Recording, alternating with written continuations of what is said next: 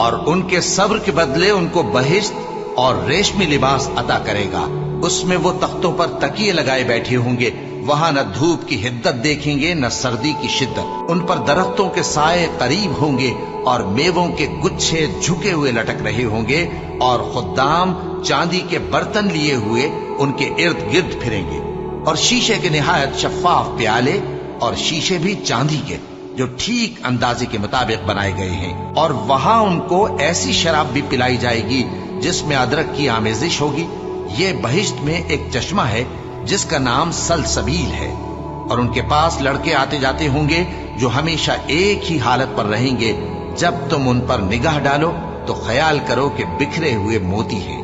اور بہشت میں جہاں آنکھ اٹھاؤ گے کثرت سے نعمت اور عظیم الشان سلطنت دیکھو گے۔